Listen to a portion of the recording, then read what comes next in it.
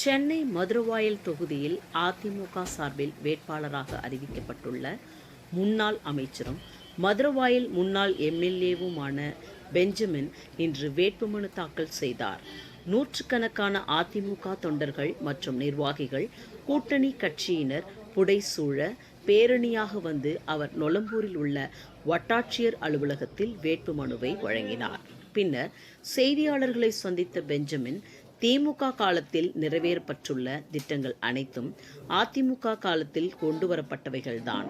மதுரவாயலில் உள்ள 100% பூங்காக்கள் அதிமுக ஆட்சி காலத்தில் ஏற்பாடு செய்யப்பட்டவைகள்தான்.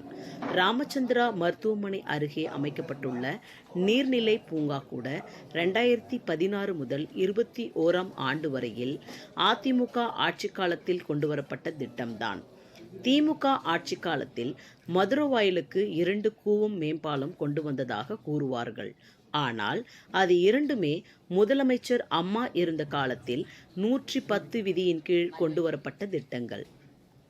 ஒரே ஒரு திட்டத்தை கூட மதுரவாயலில் திமுக ஆட்சி காலத்தில் கொண்டு வரவில்லை என்பதுதான் உண்மை.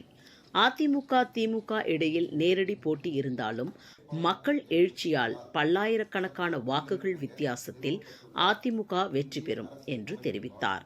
இதில் பாமக மாவட்ட செயலாளர் ஆலப்பாக்கம் சேகர், அம்மா மக்கள் முன்னேற்றக் கழகம் மாவட்ட செயலாளர் லக்கி முருகன், பிஜேபி மாவட்ட தலைவர் மாமா வேட்பாளர் பாஸ்கரன், மாவட்ட பொருளாளர் ராஜா என்கிற பேரழகன், மாநில மருத்துவர் அணி துணை செயலாளர் பூவை பிரேம்குமார் ஞானம், வழக்கறிஞர் சூரிய நாராயணன், பகுதி செயலாளர் நொளம்பூர் இம்மானுவேல், மதுரவாயல் தேவதாஸ், காரம்பாக்கம் கந்தன், தாமோதரன், நெற்குன்றம் சத்யநாதன், பூத்தப்பேடு ஜெயபால், ஒன்றிய செயலாளர் அயப்பாக்கம் மூர்த்தி, வட்ட செயலாளர்கள் தென்றல் குமார், பாரதி, காரம்பாக்கம் மகேஷ், ராமபுரம் ராஜ்குமார், முனியன், டெனி, ஏராளமான கட்சி நிர்வாகிகள் பொதுமக்கள் கலந்து கொண்டனர்.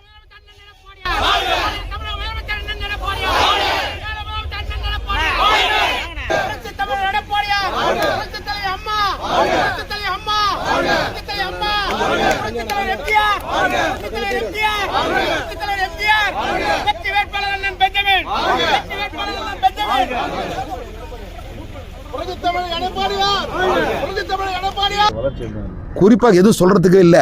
ஏன்னா இப்போ ஒன்று சொல்லுவாங்க, இந்த பக்கத்தில் ஒரு பாலம்னு சொல்லுவாங்க, அது அன்றைய தினம் புரட்சி தலைவி அம்மா ஆட்சி காலத்தில் 110 திட்டத்தின் மூலமாக அறிவிக்கப்பட்ட திட்டம்.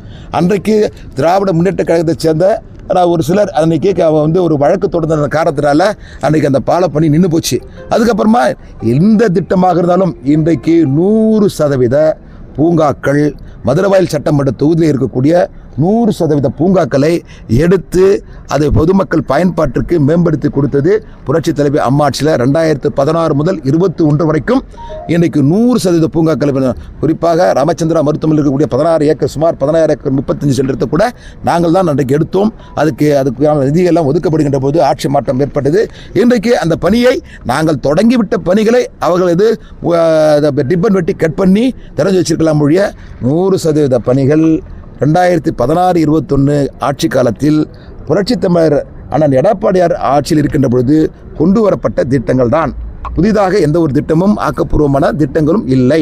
ஆக இந்த 5 ஆண்டுகளில் மக்கள் என்ன திட்டங்களை எதிர்பார்த்திருக்கார்களோ ஒரே ஒரு திட்டத்தை கூட கடந்த 5 ஆண்டு காலத்தில் யாரும் நிறைவேற்றப்படவில்லை. ஆனால் இது மக்களுக்காக திட்டங்களை வகுத்து தருவதிலும் அதை நிறைவேற்றுவதிலும் அனைத்து இந்திய அண்ணா திராவிட அரசு மட்டும்தான் மக்களுக்கான அரசு என்பதை மக்கள் இந்த 5 ஆண்டுகளில் உணர்ந்திருக்கின்றார்கள்.